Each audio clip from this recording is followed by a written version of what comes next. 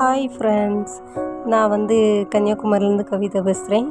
இன்றைக்கி நம்ம என்ன பார்க்க போகிறோன்னா, கருவாடு தொக்கு எப்படி செய்வது என்று தான் பார்க்க போகிறோம். வாங்க எப்படி ருசியாக செய்யலான்னு பார்க்கலாம். ஓகே, வீடியோக்குள்ளே போகலாம்.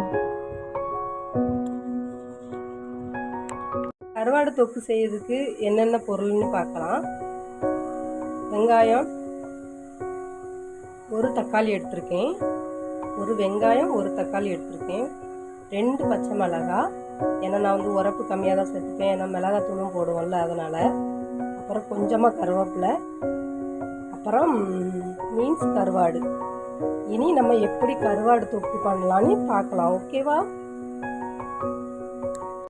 ஓகே ஃப்ரெண்ட்ஸ், அதாவது பொரிக்காஞ்சட்டின்னு சொல்லுவோம். அதில் எண்ணெய் வச்சாச்சு. அப்புறமா நல்லா எண்ணெய் கொதிச்சிருச்சு. கொஞ்சமாக கடுகு போட்டுக்கலாம். ஸ்டார்டிங்கில் எப்போவுமே கடுகு தானே.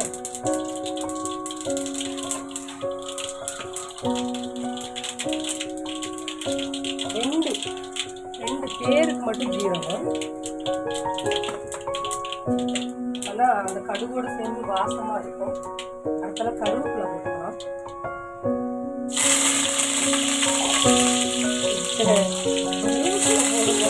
நமக்கு கொஞ்சம் பயம்.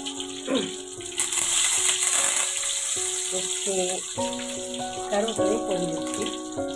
அடுத்தால் தேவையான வெங்காயம், நறுக்கி வச்ச வெங்காயம் இருக்குல்ல, அதை போட்டுக்கணும். கருவேப்பிலை கறியை விட்டுறக்கூடாது.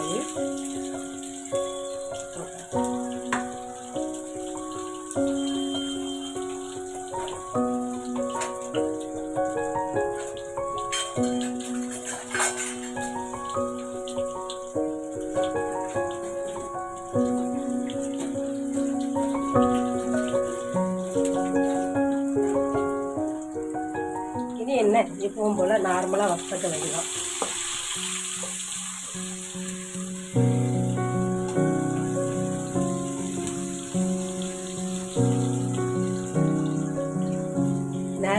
கழுவி வைக்கும்போது 4 கருவாடு இருந்துச்சு.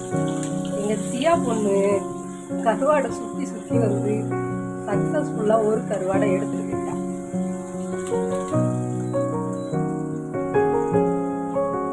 ரொம்ப கருகிற அளவுக்குலாம் அங்க வேண்டாம், செவக்குற அளவுக்கு வதக்கிக்கிட்டா போதும்.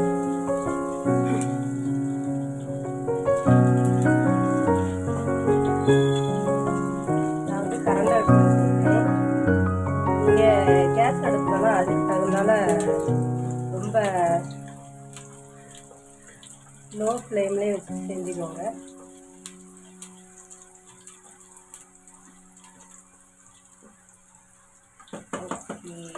வெங்காயம் வதங்கிடுச்சு. அடுத்தால தக்காளி போட்டுக்கலாம்.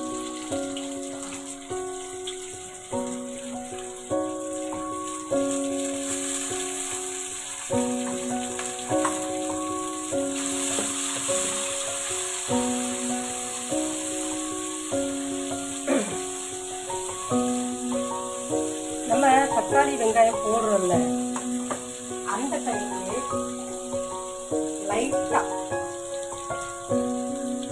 லைட்டா கொஞ்சம் உப்பு சேர்த்துக்கிட்டீங்கன்னா கொஞ்சம் வேகமாக வரும்.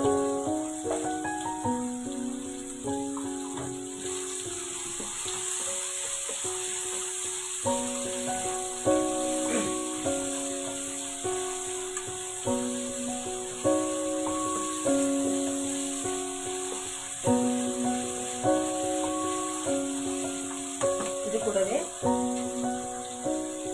லைட்டாக வதக்கின உடனே நறுக்கி வச்ச பச்சை மிளகாய் இருக்குல்ல, அதை போட்டுக்கோங்க.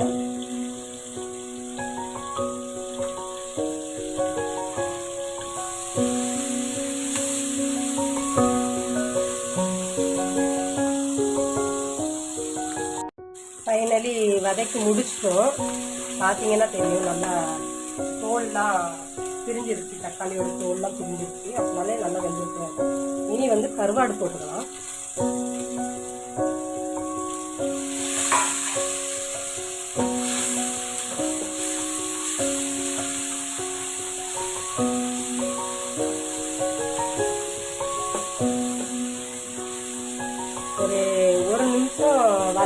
விட்ட பிறகு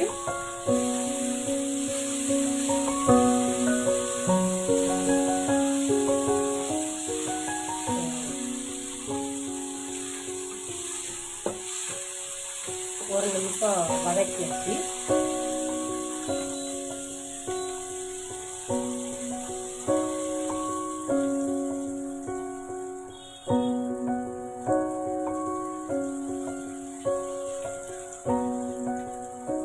இனி என்ன சேர்த்துக்கணும் பார்த்தீங்கன்னா, ஒரு ஸ்பூன் மல்லித்தூள்,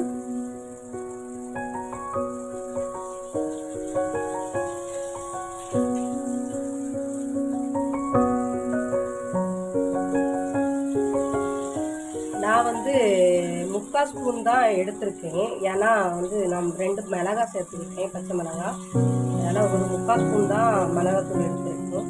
நான் வந்து அதிகமாக உரப்பு சேர்க்க மாட்டேன். நீங்கள் வந்து உரப்பு சேர்க்குறவங்க தான் தாராளமாக 1 ஸ்பூன் போட்டுக்கலாம்.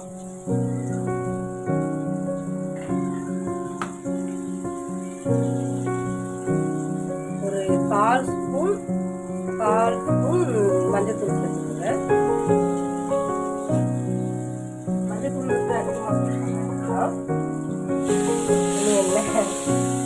நல்லா வதக்கிக்கோங்க.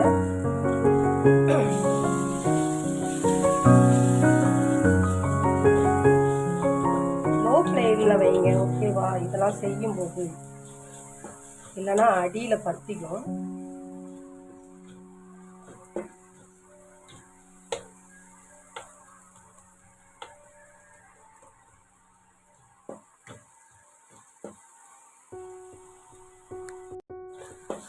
வதக்கிட்டோமா? அடுத்தால நம்ம ஏற்கனவே வெங்காய தக்காளி கூட கொஞ்சம் உப்பெல்லாம் சேர்த்துக்கிட்டோம். தேவையான உப்பு போட்டுக்கோங்க.